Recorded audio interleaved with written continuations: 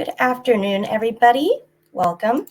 My name is Mariana Garcia, and I am the Public Programs Manager at Connecticut's Old State House, and I want to welcome you all to Evening Conversations at Connecticut's Old State House. And today we have a very exciting program. Hold on, I'm just looking for my notes. That suddenly disappeared. We have a very exciting program titled Hidden Laws, How State Constitutions Stabilize American Politics. And today we are joined by a special guest, Professor Robinson Woodward-Burns from Howard University, who pretty much wrote the book, literally wrote the book on hidden laws and how state constitutions stabilize American politics. So he is going to be presenting an overview of his research on state constitutions and how their development and the dynamic, dare I say, unstable nature is what has allowed the United States to have the oldest written constitution in the world. And, Connecticut is the constitution state, and we've had a lot of constitutional debate in our state in the last couple of years. In 2022, we had a referendum on whether we wanted to have early voting in Connecticut. And this year, in the election this year, 2024, we're going to have another referendum on whether or not we want to have no excuse absentee ballots available for voters. So a lot of constitutional debates going on here in Connecticut, I would say in all the states. And because of all these changes, because of all these impacts that we are able to have at the state level, we need to understand how all of these things can affect the country as a whole, right? So Robinson is going to have a little presentation for us. At the end of his presentation, I'm going to have a couple of questions for him. We're going to have a discussion on what he has presented. And if anybody watching has any questions as well, please do enter them in the chat or in the comment section of whatever platform you are using to join us. And also at the very end, I will have a little request for everybody watching to help us with History Day here in Connecticut. If anybody is interested in judging for History Day, I will give you a little bit of information about that. And now, if you will allow me to present our guest, Robinson. Robinson Woodward-Burns is an associate professor and director of graduate studies in the Department of Political Science at Howard University, where he works on American constitutionalism, civil and voting rights, federalism, and slavery and abolition. His first book, Hidden Laws, How State Constitutions Stabilize American Politics, was published in 2021 by Yale University Press. Using data sets and historical case studies, the book argues that high barriers to national constitutional change have encouraged reformers to instead seek state constitutional revision, addressing national controversies over economic and labor regulations and voting, civil, and gender rights. His research is also published in the Journal of Politics, Polity, Perspectives on Politics, Studies in American Political Development, The Atlantic, and The Washington Post. He holds a PhD in political science from the University of Pennsylvania. And so, everybody, I will leave you with Professor Woodward-Burns, who will have his presentation up in just a second. Thank you very much, Mariana, for that kind introduction. I'm very excited to be here. And what I'll do is I'll talk for about half an hour about how federalism and specifically state constitutions affect national politics. Sometimes we think of these as being really different phenomena, such that revisions or amendments to the state constitutions are kind of parochial or idiosyncratic or really local in nature. But one argument that I try to make is that state constitutional reform affects attempts to make the national constitution look different. Sometimes attempts to amend the state constitutions can entirely preempt national amendments, or sometimes they can make it easier to pass an amendment to the national constitution or for the Supreme Court to reinterpret what the U.S. Constitution means. So what I'll do now is I'll go through a series of slides basically giving a history of this phenomenon. And the work here, the presentation is drawn from my recent book, Hidden Laws, How State Constitutions Stabilize American Politics. So I'll start with a question. The U.S. Constitution, now 230, recently turned 235 years old. The question is how it has survived so long without replacement? How has the US Constitution survived longer than any other national constitution in the world?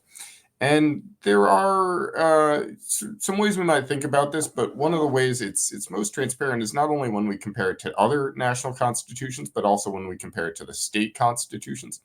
There have been 411 attempts to write new state constitutions, yielding 144 state constitutions across 235 conventions.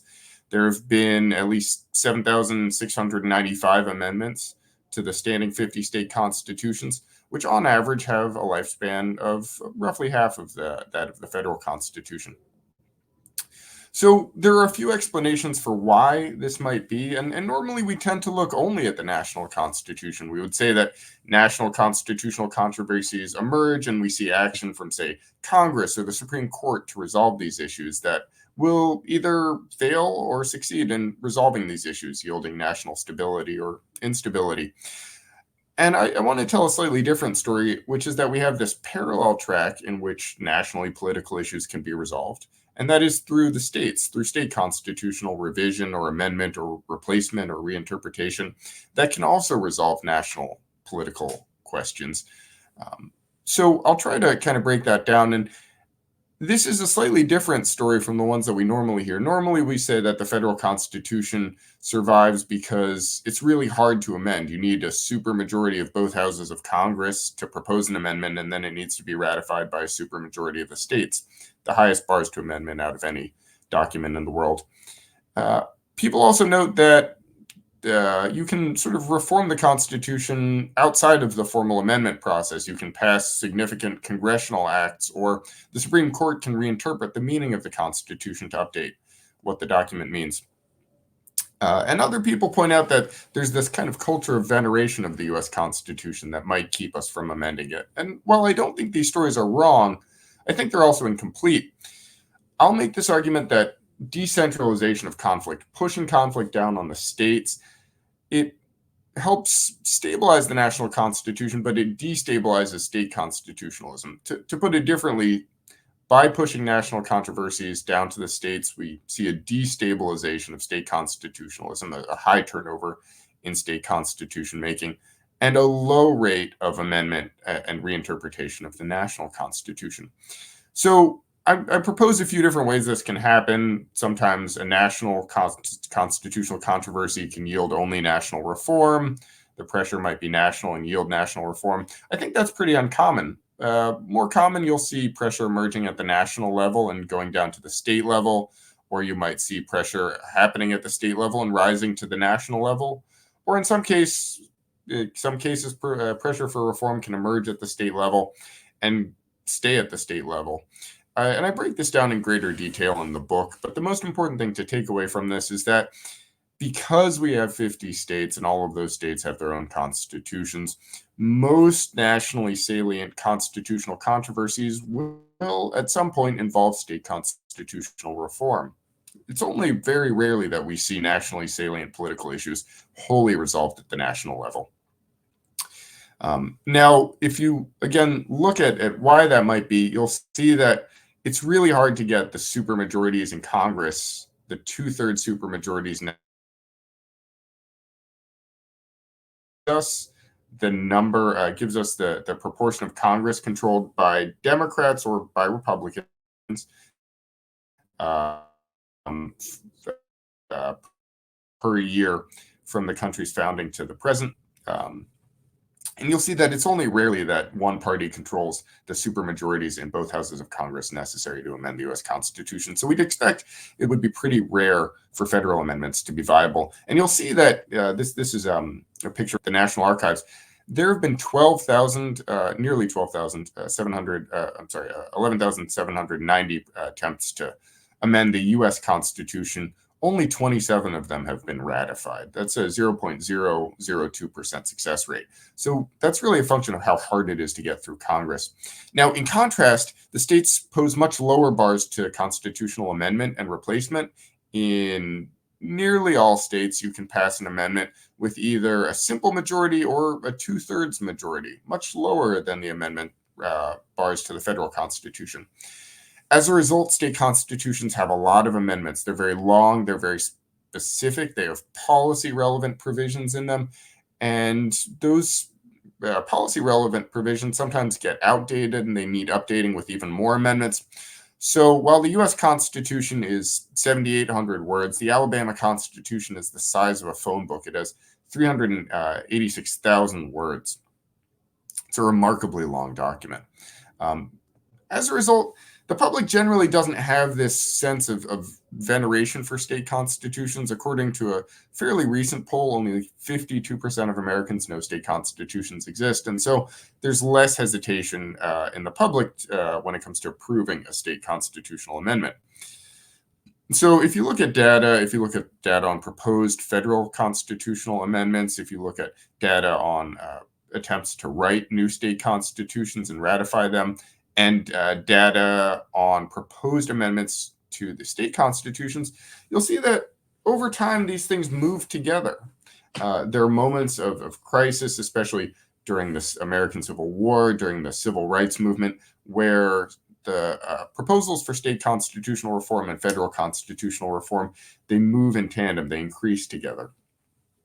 You can break that down if you look at federal amendments. There are all kinds of different issues, different topics proposed in federal amendments. You can see here there are right-specific amendments. They really increased during the Civil Rights Movement. What I'm really interested in is looking at particular federal issues and seeing whether on those specific federal issues you see an uptick also at the state level. So what I'm going to do over the next 10 minutes is try to tell two stories that I think can give some heft or some evidence that might back up my claim here. So first, I'll talk about the fight for the 19th Amendment, which I think happened first at the state level. And then after it really succeeded at the federal level, you see suffragists gaining traction in Congress and finally passing a 19th Amendment that forbids denial of the right to vote on the basis of sex. And then I'll conclude with a second example on the repeal of the poll tax. The poll tax required that when a voter went to the poll, they would pay a tax of $1 or $2. This was a tool of racial disenfranchisement in the American South. That also was repealed first at the state level.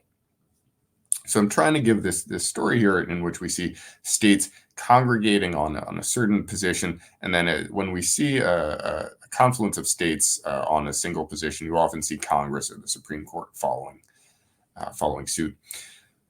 So it looked like, let's talk about the fight for the female vote. It looked like in 1865 or 1866, like Congress might pass an amendment to forbid disenfranchisement on the basis of race and sex.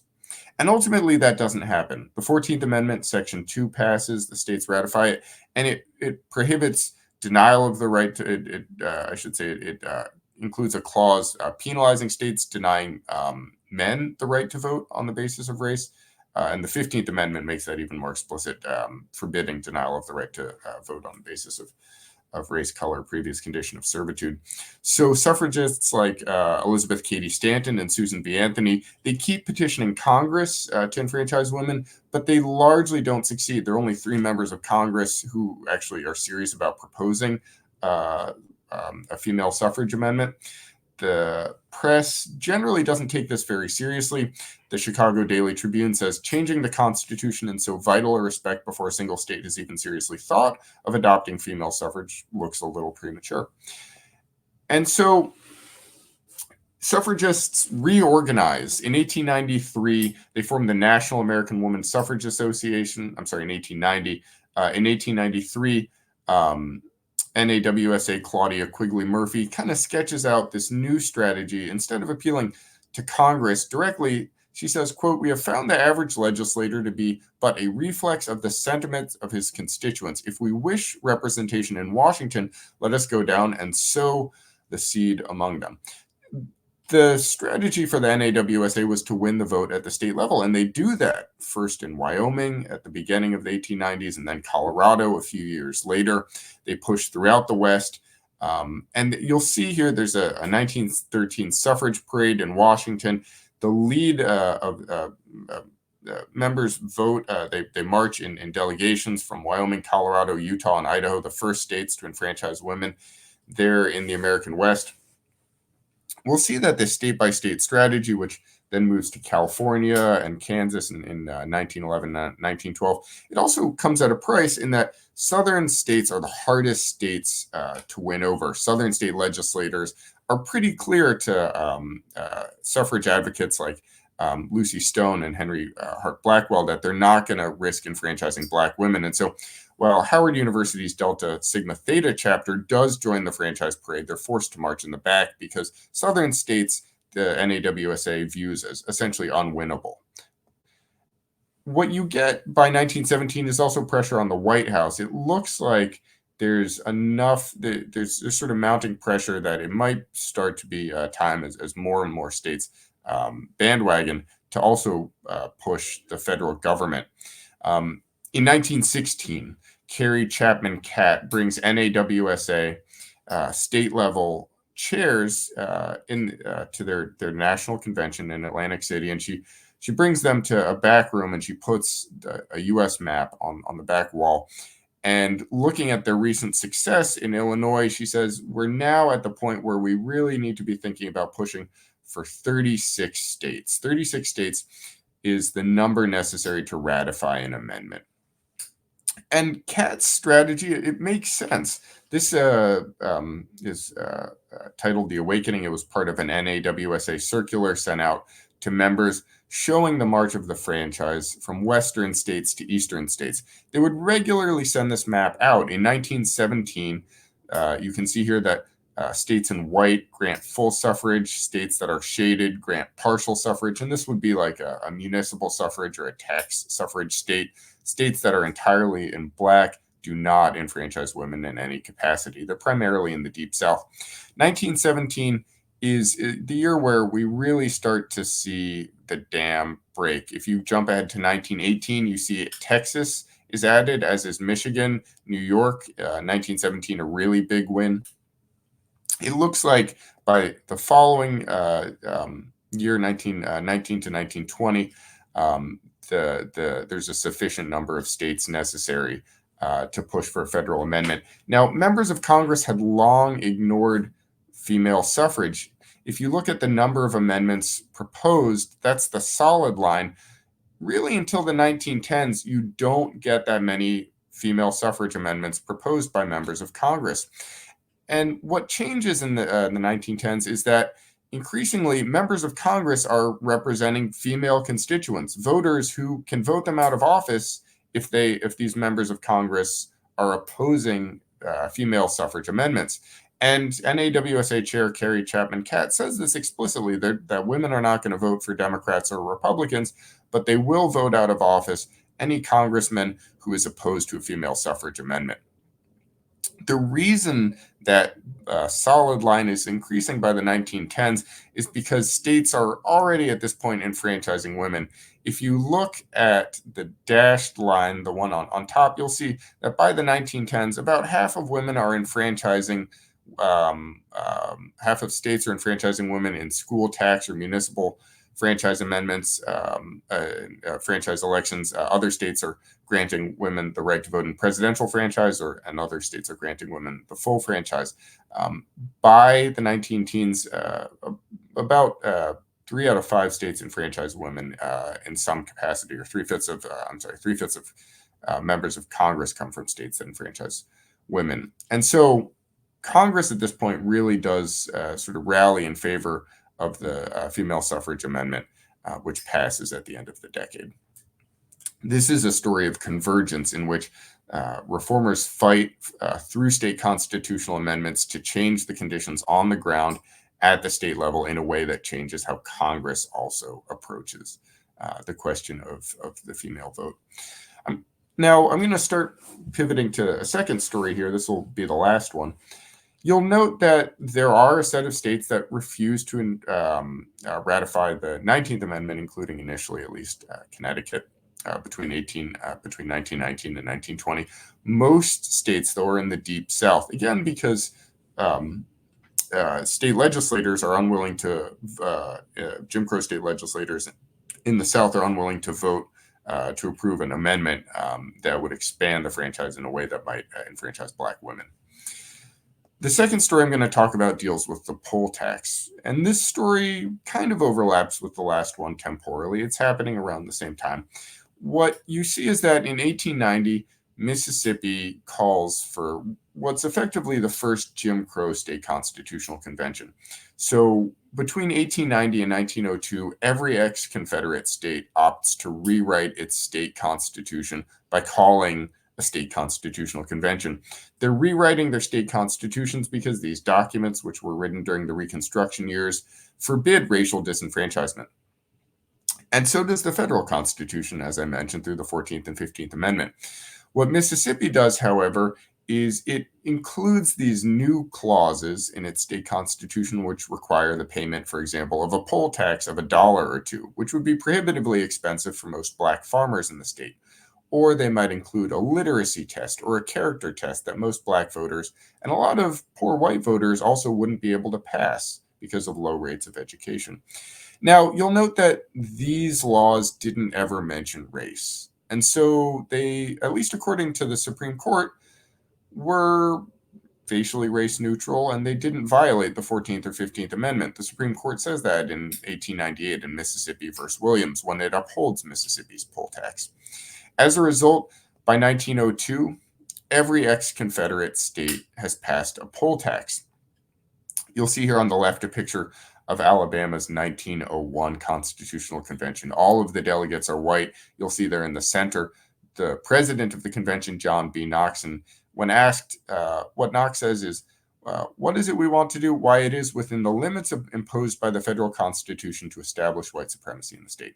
This is the same state constitution that Alabama still has. It just over a year ago renamed the state constitution as the 2022 state constitution, but it's effectively the same document, a document that was designed to last for many years. So what you see is a real campaign to repeal the poll tax, but it doesn't succeed at the federal level. The Supreme Court in 1937 in the Breedlove case upholds the poll tax once again. The National Committee to Abolish the Poll Tax and the Southern Conference on Human Welfare keep pushing Congress to repeal the poll tax, to forbid states from instituting the poll tax. But the campaign comes to a head in 1938 and 1939, and it fails when Congress rejects poll tax repeal bills. In 1941, the Supreme Court rejects an appeal on a case called Pirtle versus Brown, in which it allows the poll tax to stand at the state level.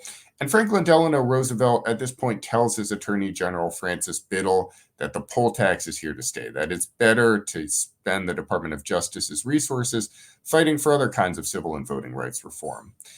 And Harry S. Truman says the same thing when he succeeds Roosevelt. He says that the poll tax is a matter for southern states to work out. So the federal government is really intent on rebuffing attempts to repeal the poll tax. However, at the state level, because it's so easy to pass state constitutional amendments, you actually see anti-poll tax measures succeeding. In 1934, Louisiana repeals the poll tax under the guidance partly of the coalitions built by Huey Long. The American Federation of Labor helps work in Louisiana. The Great Depression has so strained the pocketbooks of American voters that the poll tax is disenfranchising a lot of people.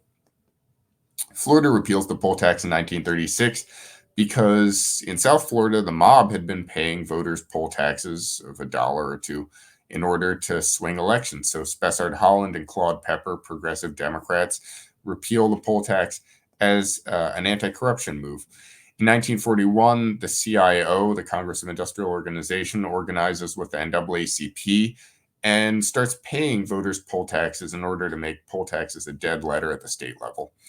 And finally, between 1943 and 1946, as Black service members are returning home at the conclusion of the Second World War, Tennessee, Arkansas, Georgia, and Mississippi also repeal their laws. The poll tax, which was really primarily used in the South, although not exclusively, the poll tax by 1951 is dead across the South. It remains only in Arkansas, Texas, and Virginia, and it's a dead letter there. Now, the federal government for a decade and a half still refuses poll tax repeal. In 1960, a poll tax repeal amendment passes the Senate, It fails to pass the U.S. House. Finally, in 1962, what becomes the 24th Amendment passes Congress because, as Spessard Holland, who had worked to repeal the poll tax in Florida, noted, quote, so many of the southern states have recently eliminated the poll tax requirement.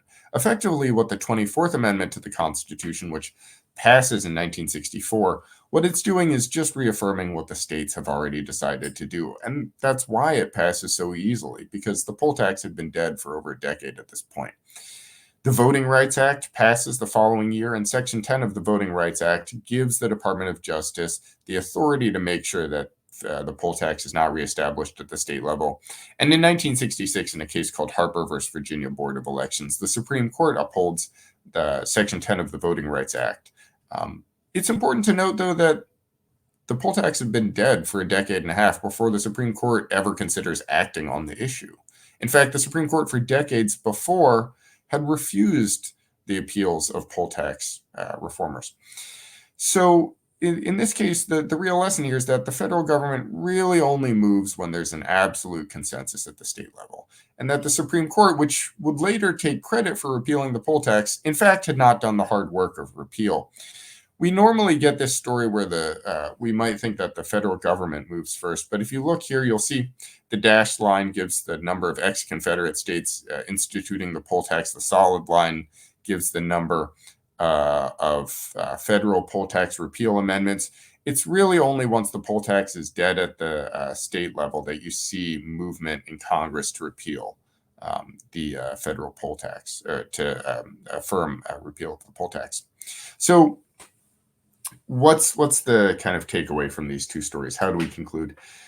If you looked only at what's happening at the federal level, you'd be misunderstanding American history. If you only studied the 1966 Harper case in which the Supreme Court forbids the poll tax, you would miss the fact that the poll tax had been repealed decades before by the states. That is to say, if you look only at the federal level and you see national controversies emerging and you see federal action, let's say a Supreme Court case that resolves the issue, it brings about stability or instability, you wouldn't really be telling the right story, because there was a separate process happening at the same time in which national controversies get pushed down to the states, and it's state constitutional revision that actually resolves these national controversies. In this case, it wasn't the Supreme Court that repealed the poll tax, it was state constitutional reform.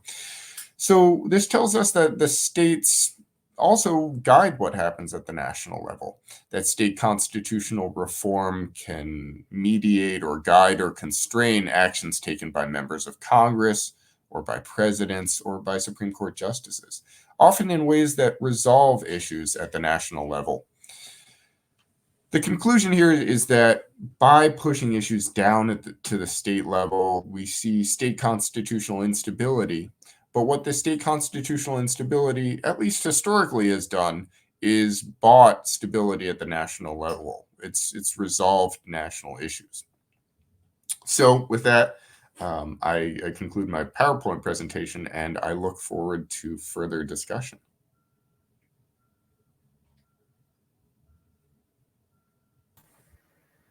Thank you so much, Robinson. That was really, really fun. I love how the buildup of the suffragist movement went from a couple of states, the more states, until it finally passed the amendment.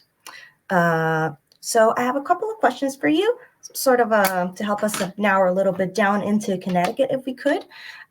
So Connecticut, as I said earlier, is the Constitution state. That is our official nickname.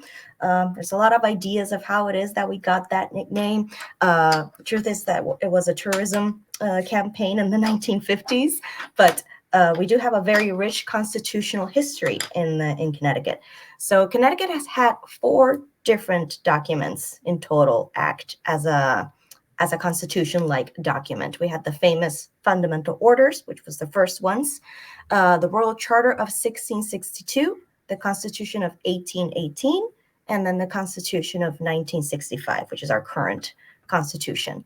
And our current Constitution has been amended a total of 31 times. So compared to other states, how constitutionally reformist do you believe Connecticut is? Connecticut does not revise its constitution very often. That's the short answer. There's not really an active history of revision in Connecticut, both when you look at constitutional replacement and constitutional amendment. So Connecticut came in with that 1662 charter, and alongside Rhode Island, which had a 1663 charter, it was actually unique among American states in that during the Revolutionary era, it did not draft a new constitution, but continued using its Revolutionary charter. This was kind of contentious. Using its colonial charter. No, this was contentious. Rhode Island actually, in 1842, had a brief civil war, an armed civil war, in which militiamen stormed the state legislature to replace the colonial charter. Connecticut was able to replace its colonial charter through the more conventional means of a convention in 1818. And it kept that fundamental document. Now, Connecticut in the 1960s got swept up in what was then called the reapportionment revolution. In a 1962 case, the Baker versus Carr case, the Supreme Court decided it had the authority to look at how states were allocating apportioning their state legislative and congressional districts. And Connecticut was kind of odd in that it had, for much of the 20th century, allocated congressional and state legislative districts to counties and towns rather than on the basis of population. In fact, it was in the early 20th century one of the most malapportioned states in the country. And again, this is because it's using this sort of New England township model. But in 1964, the Supreme Court heard a second case called Reynolds versus Sims, in which it said not only does the Supreme Court, not only did the Supreme Court have the power to hear cases about legislative malapportionment, but it also could command the states to reapportion their legislatures. And so in this period, you see this second wave of state constitutional conventions, as well as some novel commissions and state legislative meetings to draft new constitutions. And then there's a wave between 1968 and 1979 nationally, in which there are 141 election and suffrage amendments passed. So Connecticut gets caught up in this national wave of writing new constitutions to basically rebuild their legislative apportionment schemes. But Connecticut generally has had a fairly low rate of amendment, and that's not unusual. New England states have famously low rates of amendment and longstanding constitutions. Both New Hampshire and Massachusetts have constitutions older than the United States Constitution. They're the two oldest extant constitutions to adhere in a single document. And so Connecticut is not unconventional in that it has a fairly low amendment rate and high constitutional longevity. It's not unusual for New England states, but it's lower than the national level. And that makes Connecticut unique and kind of interesting. Right. So another one of our nicknames is the land of steady habits, because we're slow to change and then like things as they are. So that makes sense to me. Makes sense.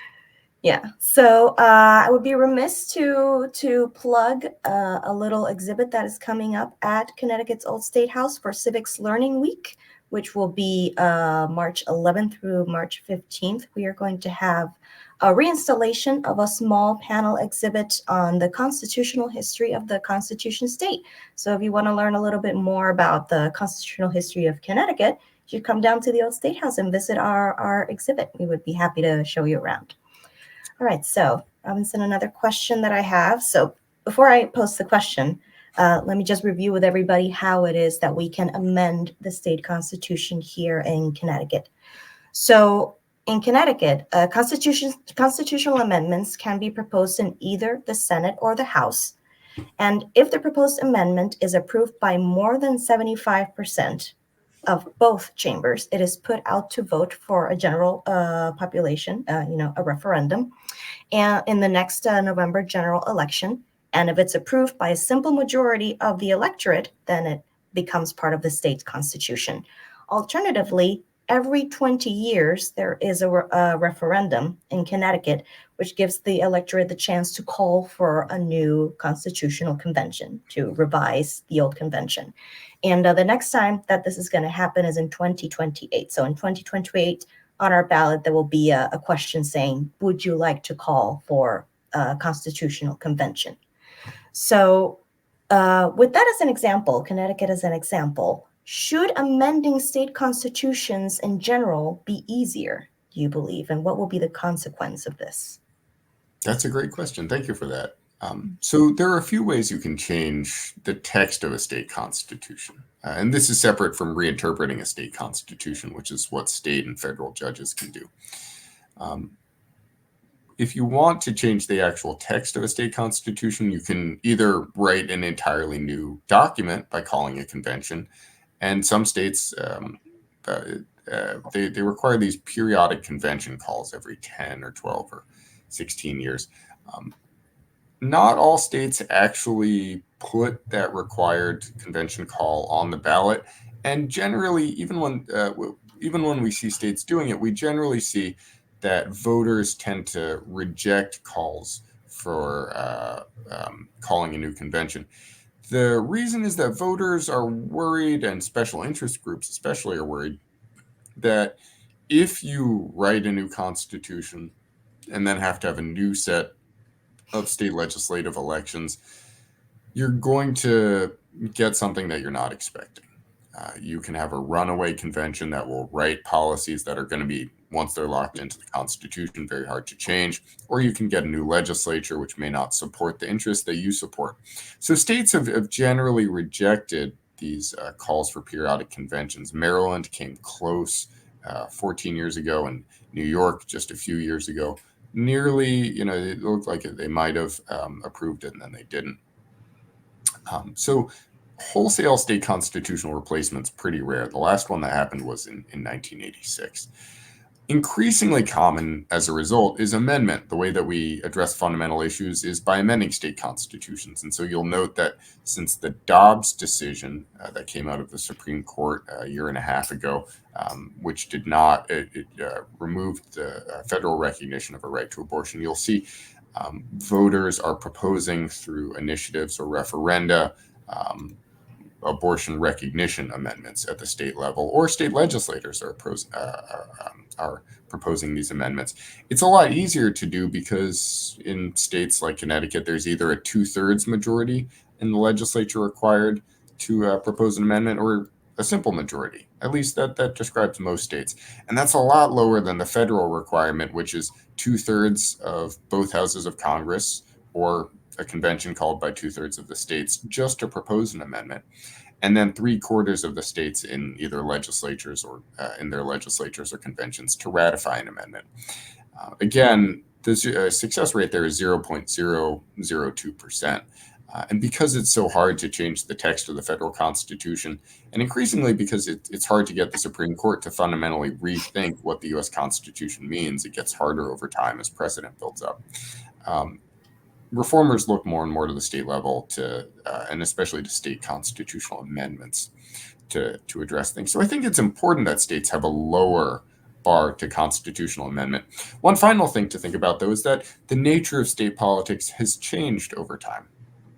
So in the late 19th or early 20th centuries, there was strong partisanship, but not as strong as there was at the current level. Back then, it was easier to get states to agree on amendments for female franchise or for repeal of the poll tax. Now, though, we see polarization in which there are very red states and very blue states, and just a few purple states in the middle. That deep division means that you'll see reforms diffusing between red states from one red state to another red state, or between blue states from one blue state to another blue state. But rarely will you see a bill jump from a red state to a blue state. Now, abortion is kind of an unusual issue in that a red state like Kansas or a red purple state like Ohio has actually picked up on this issue, suggesting that it's in passing abortion protection amendments, for example, in Ohio, suggesting that some issues may be able to jump party lines. But for the most part, you really, in the modern era, see diffusion or spreading of policies between red states, but not, and between blue states, but not across partisan lines. And that's been a real change in the process recently. Thank you. Yeah, it seems like nothing is as it used to be, is it? All right. So, Robinson, during your talk, you mentioned that, in your book, you mentioned that all modern constitutional reform happens at the state level.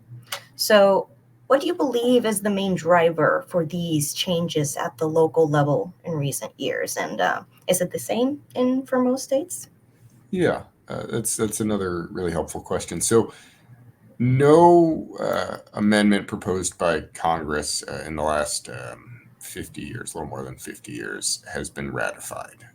Now, one amendment passed in 1992 that had been proposed in the 1790s, but no new amendment has been ratified.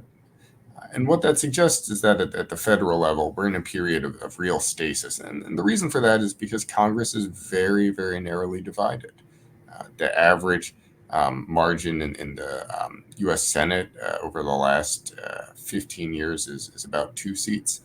If you look at the U.S. House, it's a little more than a dozen seats to 2 dozen. It varies from one session to another, and it's decreased over time. The likelihood of any party getting 2/3 of both houses of Congress, which is effectively necessary to amend the U.S. Constitution, the other path, a convention, has never been seriously attempted. The likelihood of getting 2/3 of both houses of Congress in the modern sort of polarized and evenly divided Congress, that likelihood is very low. And so for that reason, we see amendment happening exclusively at the state level. I think there's something healthy about that in that it's sort of serves as a venting mechanism for national pressures. So if, for example, you live in a state which has a more progressive electorate, you are more likely to see at the state level recognition of rights to access to marijuana. That's something that varies from place to place, and it allows a sort of legislative patchwork in which people can create rights that fit for their communities. Now, again, this gets a little bit more tricky when you talk about fundamental rights, the kinds of rights that shouldn't vary based on what your address is or what side of a state border you happen to live on. The right to vote, for example, is probably a fundamental right. It's a right that is sort of protected in the U.S. Constitution. The Constitution, at least the U.S. Constitution, forbids certain kinds of denial of the right to vote. But because it leaves to the states what that actual administration of elections and voting rights looks like, you can be in a position where your access to the right to vote might depend on what side of the, for example, Virginia-North Carolina border you live on. And so this also creates a problem in which state constitutional reform and state constitutional amendment can sometimes take away fundamental rights that really shouldn't depend on where you want to live. So I want to say that for certain kinds of issues, it can be really effective. For example, access to alcohol, right? This is something that disastrously was set to follow a single national standard in the 18th Amendment forbidding access, manufacturing, sale, distribution of liquor. That was eventually repealed, and now we have a stable patchwork system regulated state by state. That works. It only gets tricky, though, when you start to think about fundamental rights, the kinds of rights that really shouldn't depend on where you happen to live. So I don't think that the states can resolve all issues, but they have an important role in resolving some issues.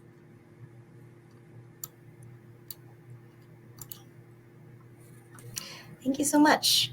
And we've already been speaking to this throughout your talk today, but do you foresee that this trend that the states are fluid and dynamic and the federal government remains in stasis as far as constitutional reform, do you think that will continue, or are we going to see a dip and flow of either one, or maybe stasis for both in the future? What do you foresee in our future? Yeah, that's a helpful question. So at the federal level, the main venues for changing the Constitution are Congress and the Supreme Court. Remember, Congress has the power to initiate amendments to the Constitution, and it can also pass really important regular, ordinary statutes like the Civil Rights Act of 1964 or the Voting Rights Act of 1965, which can either create new rights or make sure that rights existing in the federal Constitution actually have teeth. Congress, in this sense, has the ability to change what the national constitution means.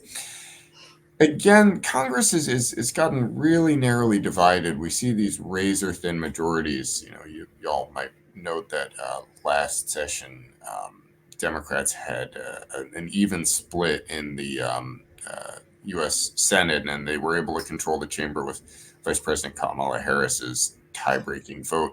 Now Republicans have a razor-thin margin in the U.S. House in this Congress, but they struggle to rally the number of votes necessary. That seems really durable, as does polarization, which prevents cross-party bargaining or agreement, which can do things as simple as important as making a simple budget bill hard to pass, much less an amendment to the Constitution or a foundationally important statute. The Supreme Court also has become politicized. Gallup polling shows that public confidence in the Supreme Court has declined from about half of the public down to nearing the teens. And this has been a slow, steady decline, but it's really been accelerated since the Trump presidency, in which President Trump placed 3 justices on the Supreme Court in just 4 years. And those justices very quickly began issuing contentious decisions like the Dobbs decision. And what this means is that the Supreme Court may not be able to act as the kind of neutral arbiter that the public once thought it was. That is to say, the public is less likely to trust the Supreme Court to be able to successfully resolve issues. So you may see the Supreme Court deciding for one subset of the population, but not successfully resolving issues for the whole population. So I think the states are going to matter a lot more as national politics becomes more and more dysfunctional or sclerotic. What you see at the state level, though, again, is less consensus between states that are controlled by different parties and more emergence of 2 separate types of states, red states and blue states. What I think is interesting is that there are some politically pretty moderate states like Pennsylvania, Wisconsin, Michigan, to some degree, a state like Georgia or North Carolina or Arizona. These are swing states in presidential elections, but they have electorates that tend to be overall politically moderate. They've got very blue cities and very red rural areas. And you actually do see some constitutional innovation happening here. And sometimes surprising outcomes, again, like the passage of an abortion protection amendment in Ohio, which has a very red, very Republican state legislature. I should also emphasize that on nonpartisan issues, you see the states innovating. Issues that don't get flagged as Democratic or Republican issues, you do see progress happening at the state level. And so in the 90s, this looked like creative budgeting and taxation measures at the state level. I bring up marijuana again because that's not a wholly partisan issue, and states have actually been able to form a consensus increasingly in favor of access to marijuana legalization. And so for nonpartisan issues, there is, I think, a lot of room for states to innovate. Thank you so much. Okay, so now this question, because this surprised me quite a bit when you mentioned that only 52% of Americans, according to a poll, know that state constitutions exist. And this put me in mind of a cryptid, like Bigfoot, like state constitutions are cryptids. So what are your thoughts on this, and why do you think it is that so many people don't even know state constitutions exist? That's a great question. So there was a poll in the early 90s asking the number of respondents who thought that state constitutions exist, and slightly more than half of people were right. They do exist. I can assure you of that. And a recent poll by a scholar, James Zink at North Carolina State University, about 2 years ago, found that number is about the same. It's slightly more than half of people think state constitutions exist. So why is that so low, and might that number change in the future? I think the number is low because we tend not to think very much about state constitutions. Now, the American public does think a lot about the federal constitution. We teach it in our civics classes, for example. We make it the center of our elementary and middle and high school education. And the U.S. Constitution is an unusual document. in a lot of ways. It's the oldest document. It's the hardest to amend compared to other national constitutions. And so there's something slightly exceptional about it, although most other countries have chosen not to use the United States model. The state constitutions, though, generally they sort of fall out of national civics education because state constitutions are so long and because they contain provisions that look like ordinary laws. There's a provision in the Florida state constitution which regulates the size of fish nets. There's a provision in the New York constitution which regulates how wide a ski trail can be. Because of this, the public, when it learns about state constitutions, may not actually think of them as looking like a constitution.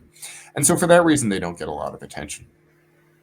I think, though, politicization of state constitutions does have some ability to raise public awareness of state constitutions.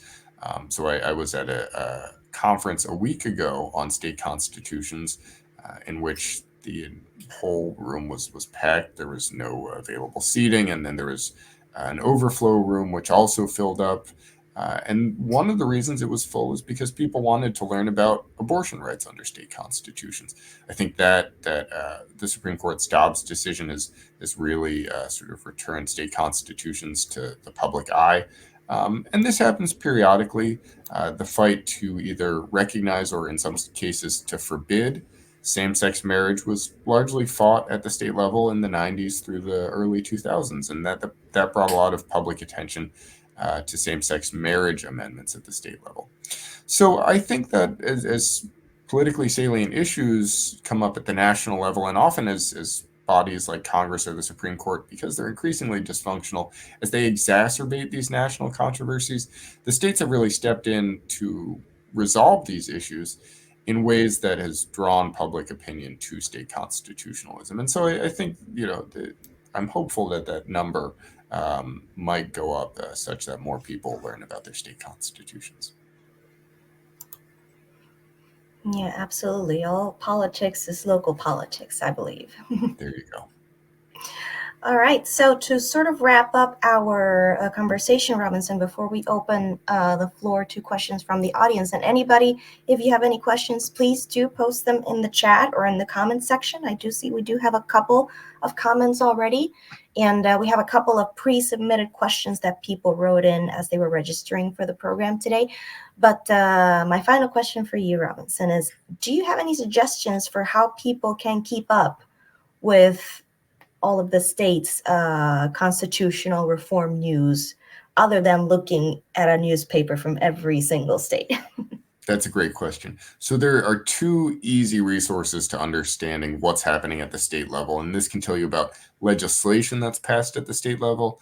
And it can also tell you about amendments to the state constitutions. So if you're really interested in a particular topic and you want to know how it's faring at the state level, these two resources can help you find out what's happening in Connecticut or in any other state.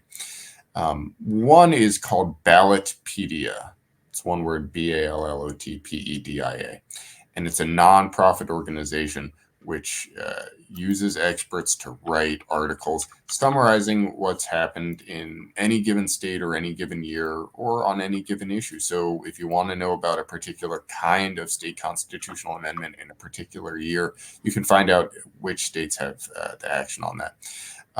The National Conference of State Legislatures, NCSL, is another resource. It's a nonpartisan resource dedicated to informing the public about what's happening at the state level. And I'll add a third that's kind of similar to the NCSL, the Council of State Governments, which publishes an annual report called the Book of the States, which tells you what's happening at the state level. So those are great resources to find out what's happening in terms of state constitutional amendment or even ordinary statutes. But I would really start with Ballotpedia. That's the easiest one to start with to get your feet wet. Awesome. Thank you. I use Ballotpedia myself for work. Go. All right. So I know it can be quite overwhelming. There's 50 states plus everything that's happening at the national level can drown it all out. So it's good to have specific places where you can go get easily accessible information. Okay, again, everybody, if you have any questions, please post them in the comments. But we do have a pre-submitted question. This comes from Bill. And I think we've partially already answered this question, but in case you have anything to add, has the process of the federal government learning from the states slowed in recent decades? And do more ideas come from progressive states, as one would expect, or do many come from conservative states? That's a great question. So I'll answer the second part first. You see policy experimentation happening among politically conservative states and among politically progressive states. And this is partly because interest groups over the last 30 or 40 years have learned to use the states as a venue, especially as Congress has become more and more evenly divided and really struggled to pass fundamental reforms. So, for example, in the late 1980s, early 1990s, the American Legislative Exchange Council, ALEC, realized that Republicans had had a really hard time winning stable majorities in either house of Congress. And that's remained true since then. And so what ALEC did is it started pushing for state constitutional reform in 1987 and then again in 1990. They they put forward these white papers saying that especially political conservatives and Republicans needed to be looking to win state legislative seats and amending the state constitutions. Conversely, though, you also see more recently progressive groups like interest groups like States United pushing for state constitutional reform and state statutory reform. And I think that this has sort of resulted in policy innovation in both red states and blue states as a result. Both ALEC and progressive organizations like States United will put forward model state bills that they want to see instituted in one state. And if it succeeds in one state, it might spread to another. It might diffuse. And so it's partly these interest groups that are the reasons we see policy experimentation happening within red states and within blue states, although rarely between them. So what's the likelihood that Congress learns from the states? I would say it's pretty low at this point on sort of politicized issues, just because it's very hard for Congress to pass landmark legislation. The political scientists James Curry and Francis Lee have noted that on nationally salient political issues, Congress is largely not able to build the majorities necessary to pass legislation. But we can imagine on nonpartisan forms of legislation or depoliticized legislation, Congress might be able to look to the states for examples and be able to pass matching legislation. At least that would be the hope, that there's still some room for lessons from the states to percolate up to Congress, such that states can serve as laboratories of democracy. Thank you. All right, so this next question is a very specific one, but hope you have a answer to this. This comes from Kimberly. There is currently over 20 states to put environmental rights into state constitutions in the form of green amendments, including the Connecticut Environmental Rights Amendment.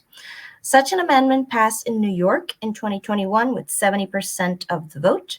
There are environmental rights in the constitution of most countries in the world, and in Pennsylvania and MT, I believe, is Montana, but sorry if it's not, as well as New York. Do you see Green Amendment as a way to protect the fundamental right to a clean environment in the absence of any constitutional environmental right in the U.S. Constitution? That's a great question.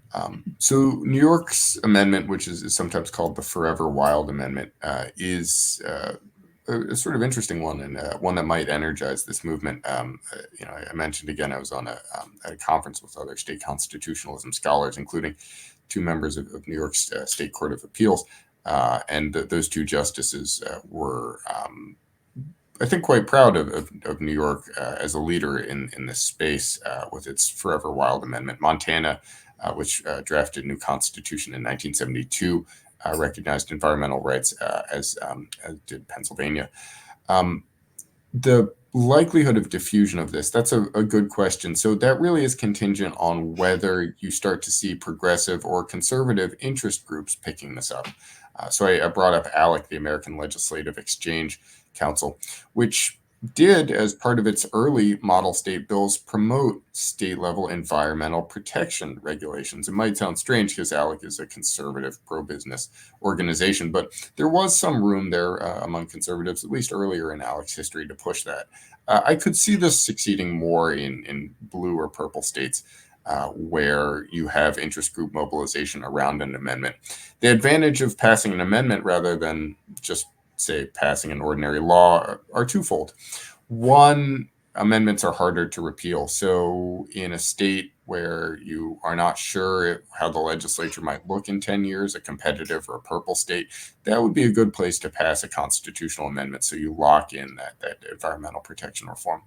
The second reason to pass an amendment is because it changes how judges understand their own constitution. When you put new text into a state constitution and the job of a judge is to interpret that text, the judge has to work with the new text that was included. That's what those two justices from the New York court had mentioned about New York's new Forever Wild amendment. And so if you want to create language that constrains or guides judges, including language that recognizes a right, for example, the right to a clean environment, that's a very good idea to put it in the state constitution. And this sort of thing has succeeded before. The states recognize a right to education. The states recognize a right to a healthy and safe work environment. These are rights that are not found in the federal constitution, but are found in many national constitutions outside of the US. And so I think those might give some guidance to advocates for a green or a healthy environment amendment. Thank you so much. And we have a post by Diane on the chat, which is also about the Connecticut Environmental Rights Amendment. I'll read it out in case you have anything to add. The Connecticut Environmental Rights Amendment Alliance is working to pass an environmental rights amendment to the Connecticut State Constitution. We learned yesterday that the Government Administration and Elections Committee moved the amendment forward to the consent calendar for a public hearing. Any thoughts on how likely you see this kind of amendment will fare? Any advice for us? That's a great question. So it's hard to predict an amendment before it's on the ballot, and it's hard to predict it even once it's on the ballot before voters have had a chance to vote on it. So, I'm not going to try to take a guess, although, it's always easier to, after the fact, explain what happened and why.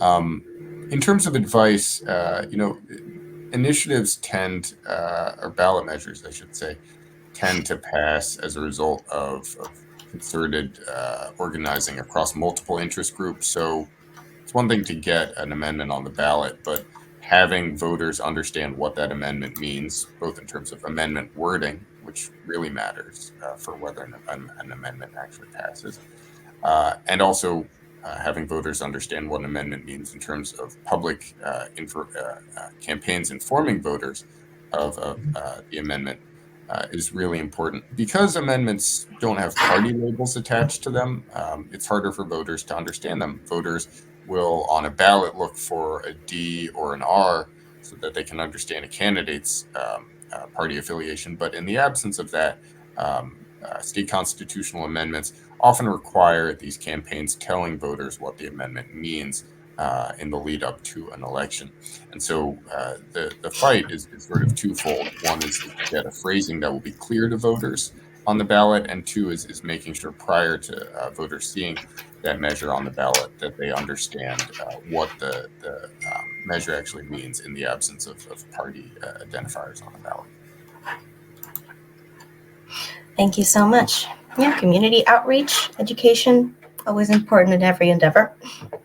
All right, Robinson, well, thank you so much. I don't see any other questions, and we are running a little bit over time anyway, but it was a real pleasure to talk to you today. I learned a lot, and I hope everybody watching also enjoyed the talk today and also learned a lot. Before we wrap up, I just wanted to share a couple of upcoming events that we have here at Connecticut's Old State House in the next couple of weeks. Next week, on Tuesday, February 27th at noon, we will have a virtual event, the Conversations at Noon on the Connecticut Freedom Trail series. And this month, it's going to be about the Belinda Royal Sutton petition and reparations then and now with Professor Raymond Winbush.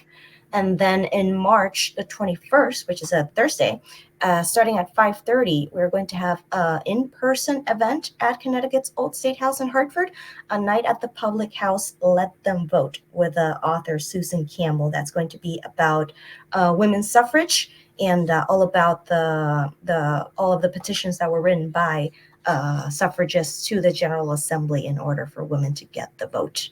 And as I mentioned at the top of the program, Connecticut's Old State House is the home of Connecticut History Day, which is a competition of history projects. Students create projects around an annual theme.